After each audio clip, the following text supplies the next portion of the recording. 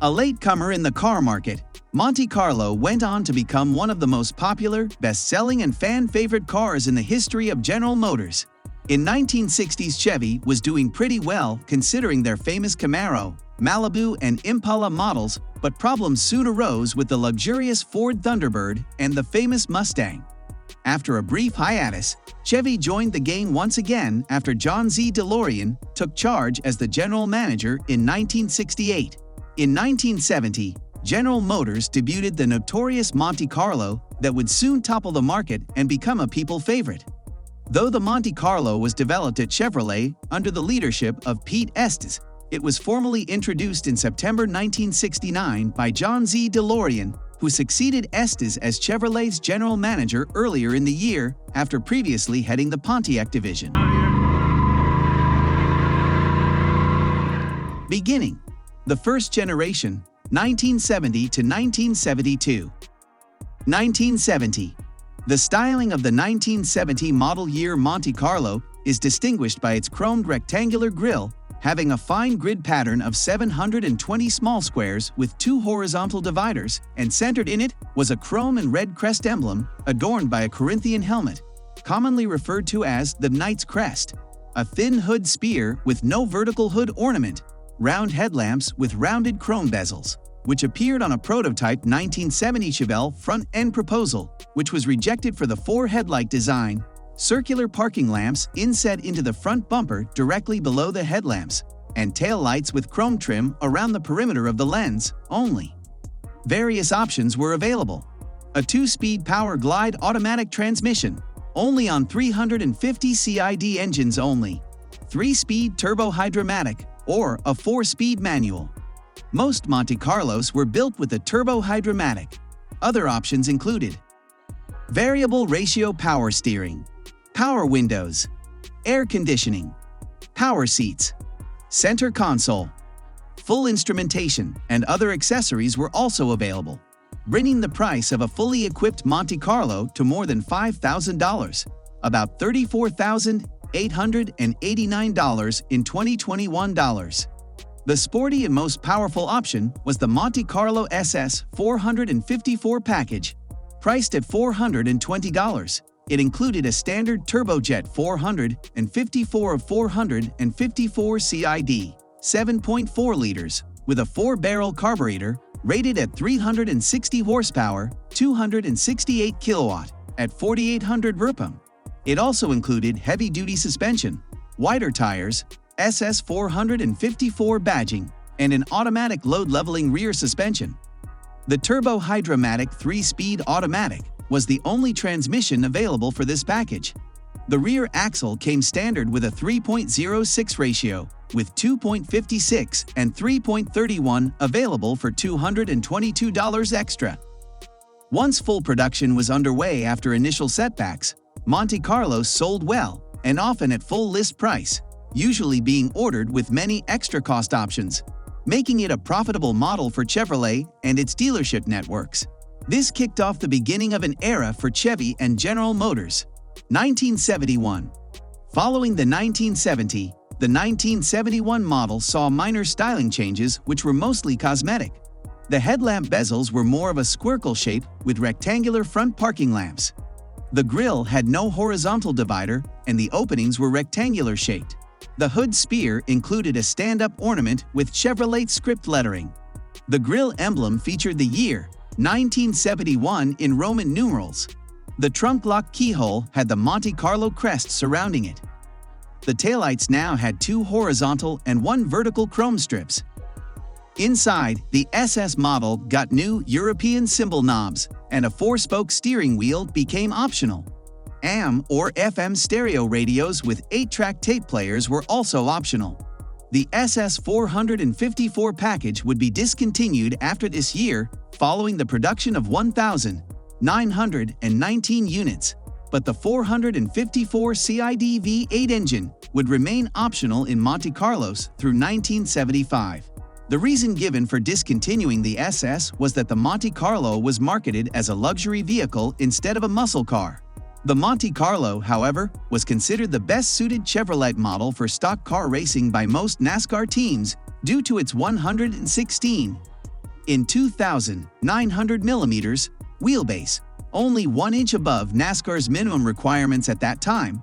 The Chevelle two-doors had a shorter 112-inch wheelbase and long hood design, which placed the engine further back in the chassis than most other vehicles for better weight distribution. Thus, the Monte Carlo became Chevy's standard-bearer for NASCAR from 1971 to 1989. It is worth noting that a total of 12 1971 Monte Carlos were shipped to Australia in 1971 and converted to RH Drive. 4 of these were SS models from the 1,919 produced. 1972. For the 1972 model, a Cadillac-like egg crate grille, similar to the 1971 Chevrolet Caprice, rectangular front parking lamps moved to the left and right edges of the grille, a wider hood spear without stand-up ornament, and a metal rear trim molding highlighted the changes to the 1972 Monte Carlo, the final year for the first-generation design. The SS was dropped, but a new Monte Carlo custom option appeared as a one-year-only offering that included a special suspension and other items previously included with the SS option. Unlike the departed SS package, it was available with any engine on the roster. The Monte Carlo Custom badging was similar to the Impala Custom. Mechanically, the most significant change was that variable ratio power steering became standard equipment for the first time. The second generation, 1973 to 1977. 1973. A redesigned Monte Carlo was introduced alongside other GM intermediates. Like other GM midsize cars, the 1973 Monte Carlo was no longer a hardtop, but a pillared coupe with rear side opera windows and frameless door glass. Prominent styling features included an egg crate grille with a Monte Carlo emblem in front and vertical taillights above the bumper. The bumper was also fitted for the US safety standards at that time. A new model for 1973 was the Monte Carlo Landau, which was basically an S with a rear-quarter Landau vinyl roof, turbine 2 wheels, as well as driver and passenger side sport mirrors. The interior of the 1973 Monte Carlo featured an all-new wraparound cockpit-style instrument panel, similar to that found in some contemporary Pontiacs, Oldsmobiles, and Buicks, in which gauges and various instruments were centered within easy reach of the driver. The bucket seats were of a one-piece high-back design with built-in headrests, and could swivel almost 90 degrees to permit the driver and front passenger easier entry and exit. The swivel seats were an interesting and unique approach which further popularized the brand. The 1973 Monte Carlo was dubbed Car of the Year by Motor Trend. It also set a new sales record for Chevrolet, with nearly 250,000 sold for the model year.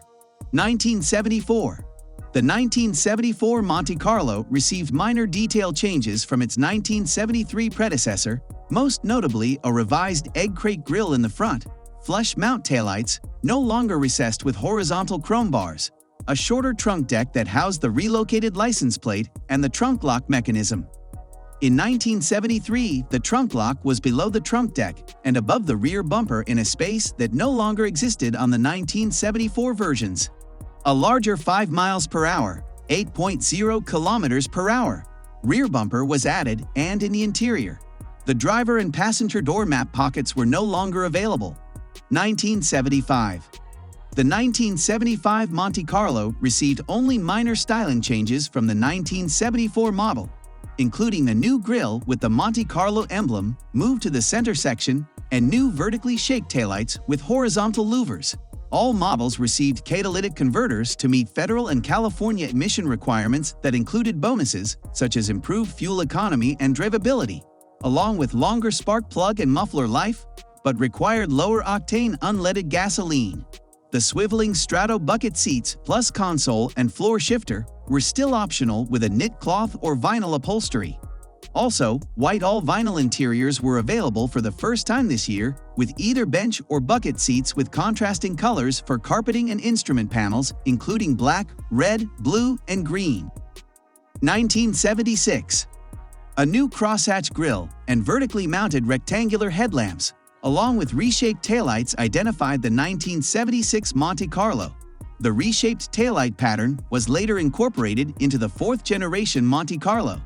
Under the hood, a new 140 horsepower, 104 kilowatt, 305 CID 2-barrel V8 became the standard engine with the 145 horsepower, 108 kilowatt, 352 barrel V8 and 175 horsepower, 130 kilowatt, 400 CID V8 both optional.